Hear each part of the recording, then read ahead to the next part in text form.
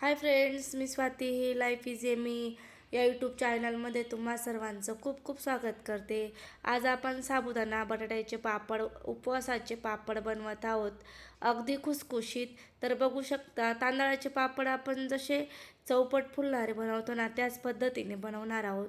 अगदी सोपी रेसिपी आहे आणि 1-2 वर्षसुद्धा टिकतात हे पापड. तर काहीच होत नाही. तर कसे बनवायचे ते बघूया चला. तर मी 1 किलोचं प्रमाण घेतलेलं आहे. तर 1 किलोसाठी ना 4 किलो बटाटा घेतलेला आहे. 1 किलो साबुदाण्यासाठी. साबुदाणा अगदी बघू शकता, अगदी कमी गॅसवरती मी भाजते.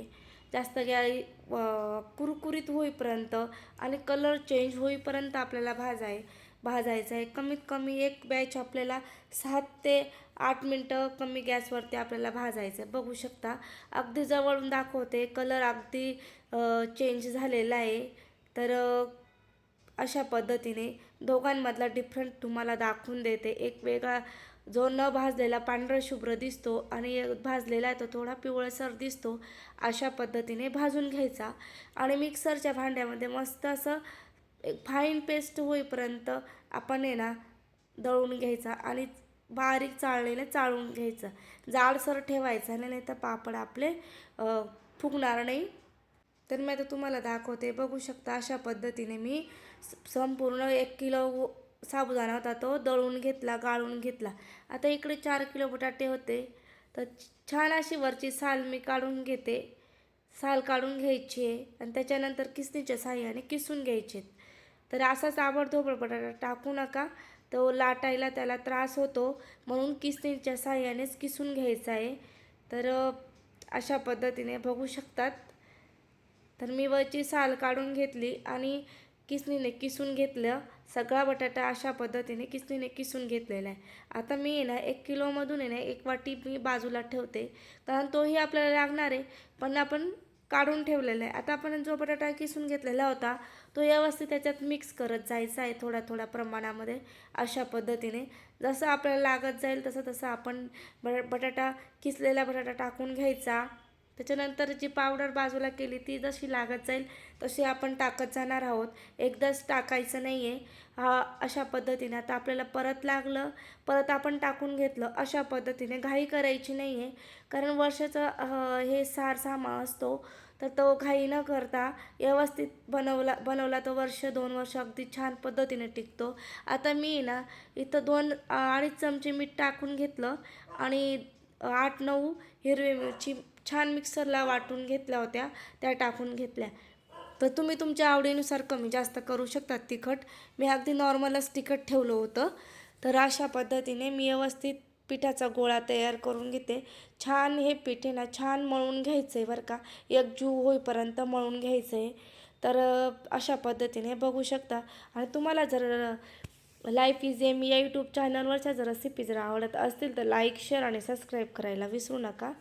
तर आता मी एक चाळणी घेतली, चाळणीला तेल लावून घेते आणि त्याच्यात आहे ना आपण 10 ते 15 मिनटासाठी वाफवून घेणार आहोत. अशा पद्धतीने बघू शकता, मी अगदी गोळा अशा पद्धतीने ठेवून दिला आणि 10 ते 15 मिनटासाठी वाफवून घेते. आणि जो वरचा जो कॉटनचा कपडा आहे ना तो मी अगदी ओला करून घेतला होता, आपलं पीठ सुकू नये म्हणून. अशा पद्धतीने आणि अशा पद्धतीने मी झाकून देते. तर आता आपण 10 ते 15 मिनटानंतर बघूया. छान असं वाफून तयार झालेलं आहे. कलरसुद्धा असा थोडा चेंज झाला, येलो कलर आलेला आहे बटाट्यांमुळे. आता मी कागदाला थोडंसं तेल लावलं. तेल एकदाच लावायचं, परत परत लावायची गरज नाही आहे. तर तुम्ही मशीनने पण दाबू शकता आणि छोट्या प्लेटच्या साहाय्याने सुद्धा अशा पद्धतीने झटपट बघू शकता, अगदी मस्त असे पापड तयार झालेले आहेत. तर आता मी प्लेटच्या याच्याने तुम्हाला करून दाखवते. अगदी ठेवल्याबरोबर छान असा गोल गरगरीत तयार होतो.